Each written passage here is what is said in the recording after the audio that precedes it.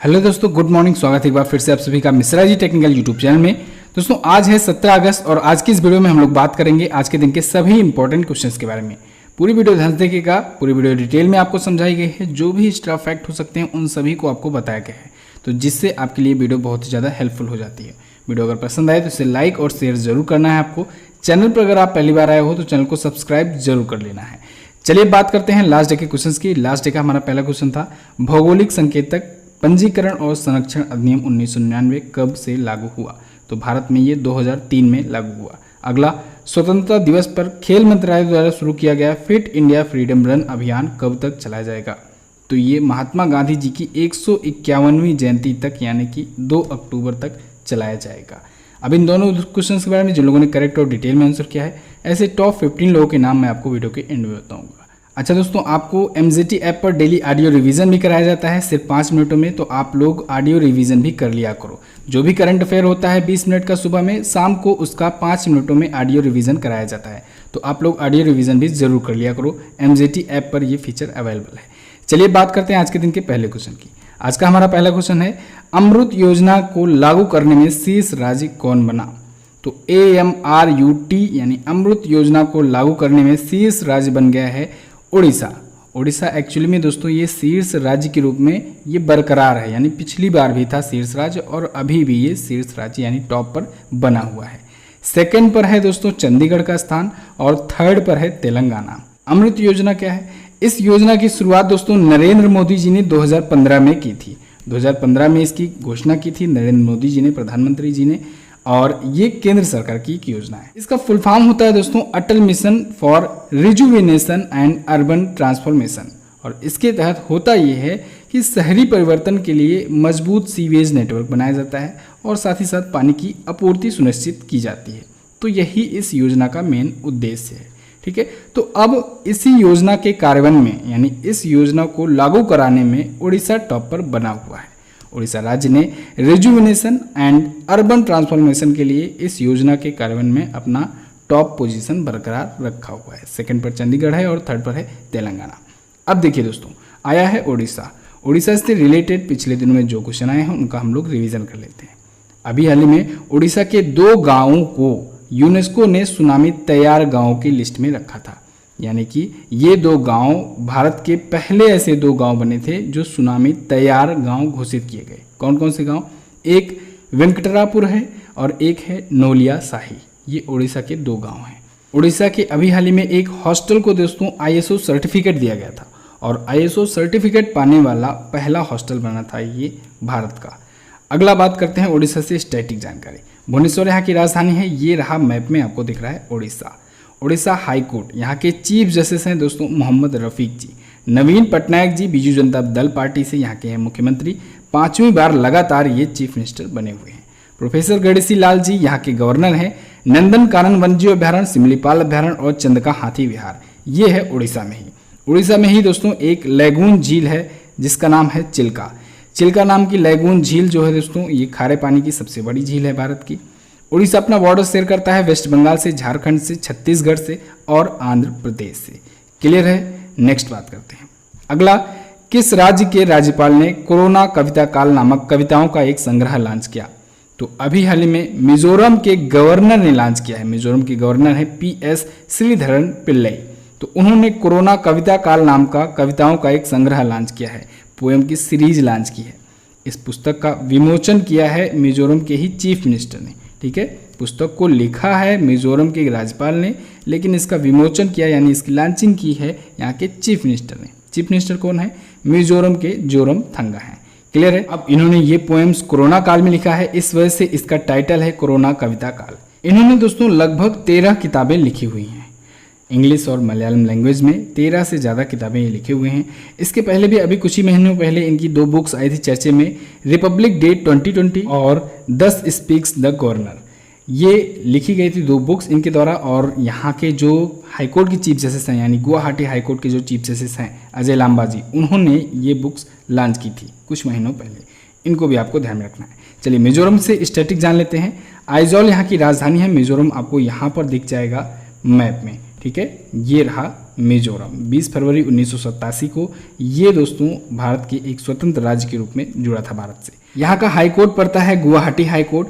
Guwahati high court के अंतर्गत मैंने आपको कई बार बताया है कि कई राज्य आते हैं। जैसे गुवाहाटी असम में पड़ता है तो असम का हाई कोर्ट है ही ये, तो असम राज्य का ये कार्यभार देखता है। अरुणाचल प्रदेश का देखता है, नागालैंड का देखता है और मिजोरम का देखता है। ठीक है, मणिपुर का अपना हाई कोर्ट है, मणिपुर हाई कोर्ट अलग है।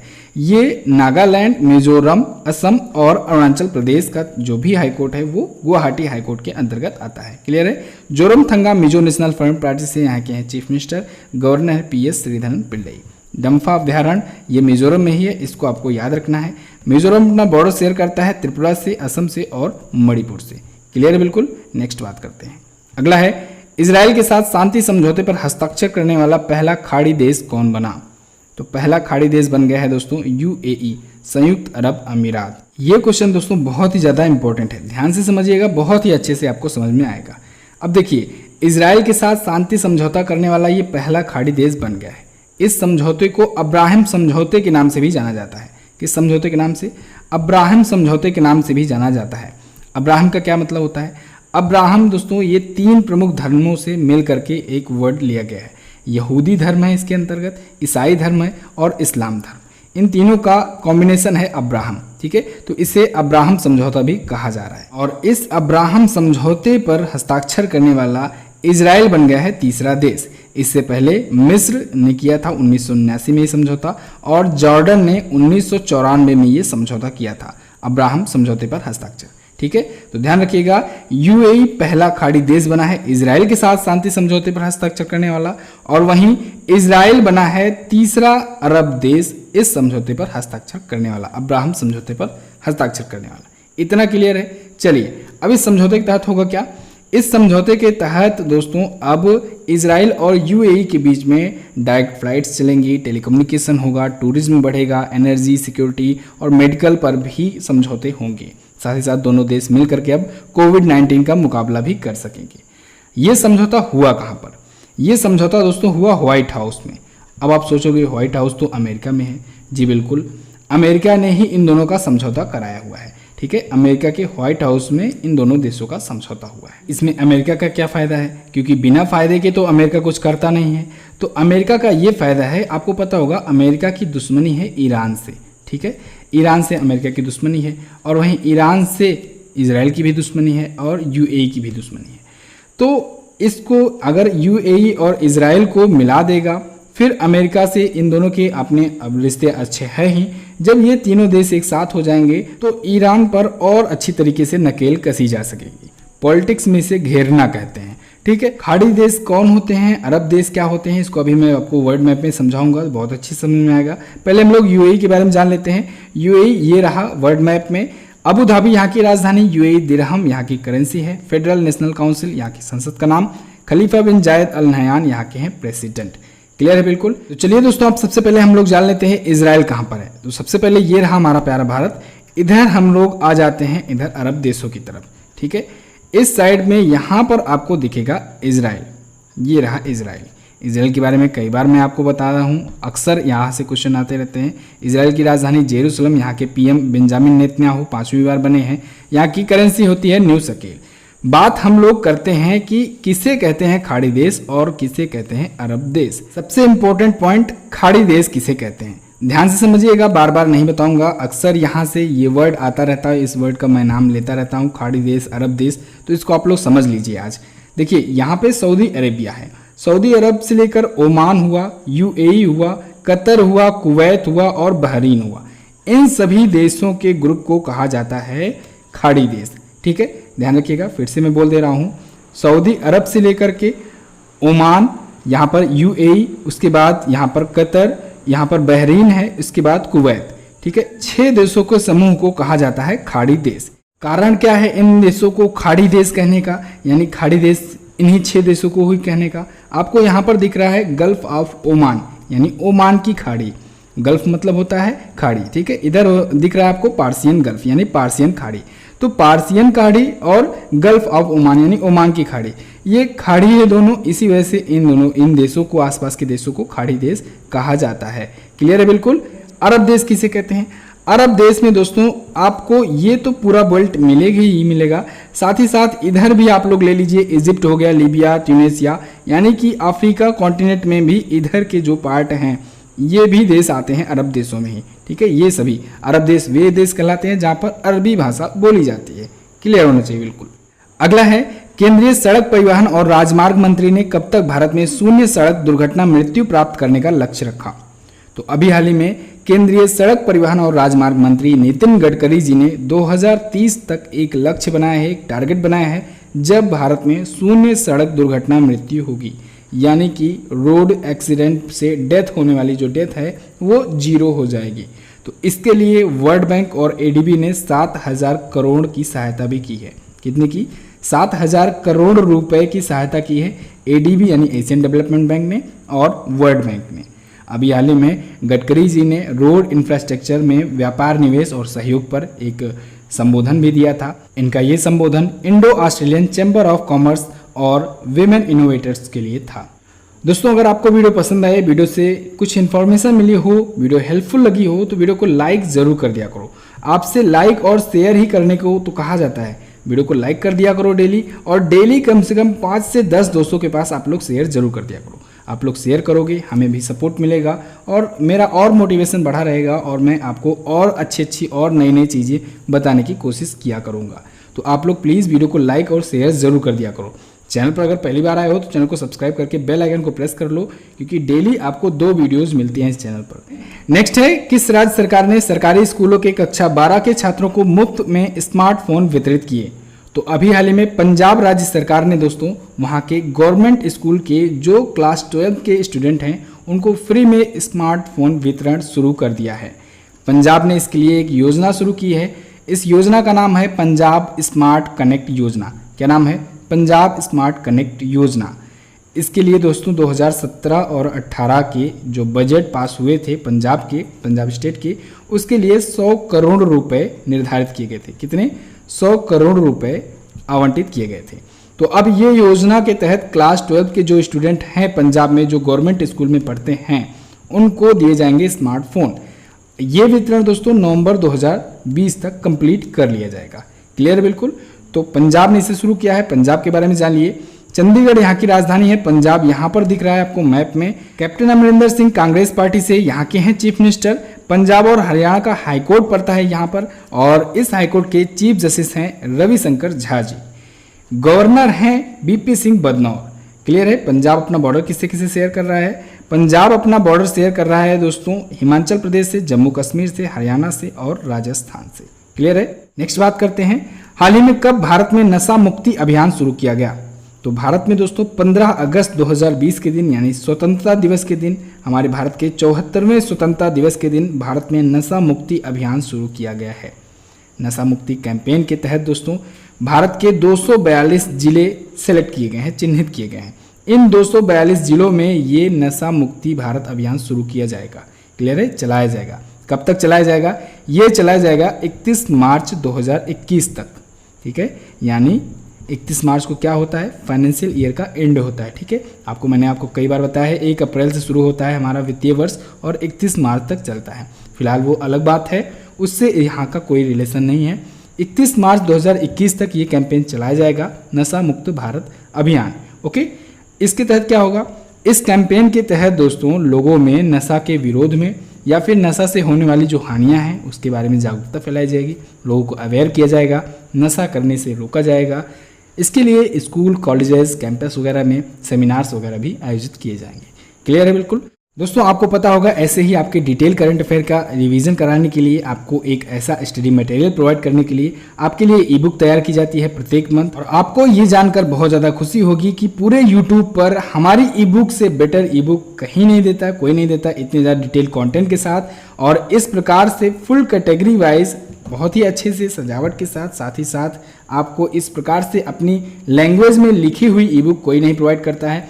जो बाकी जगह आप लोग देखेंगे वो डेली करंट अफेयर का वही एक साथ कंपाइल करके दे दिया जाता है, लेकिन यहाँ पर ई बुक पूरी की पूरी राइट की जाती है, दोबारा से लिखी जाती है और उसमें हर एक चीज़ें कैटेगरी वाइज आपको प्रोवाइड की जाती है। इनमें आपको 100+ क्वेश्चन का प्रैक्टिस सेट भी दिया जाता है। तो हिंदी और इंग्लिश दोनों लैंग्वेज में ई बुक अवेलेबल होती हैं। प्रत्येक मंथ आपको पिछले 12 महीनों का ई बुक मिल जाएगा मंथली वाइज। आप लोग कॉम्बो ऑफर के तहत फ़ायदा भी उठा सकते हैं। ये सब चीज़ें आपको मिल जाएगी MJT एजुकेशन पर।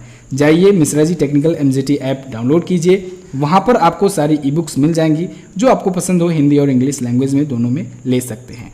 चलिए बात करते हैं अगले क्वेश्चन की। अगला है, हाल ही में किस राज्य सरकार ने AI for AI program launch किया? तो अभी हाल ही में तेलंगाना राज्य सरकार ने AI for AI program launch किया।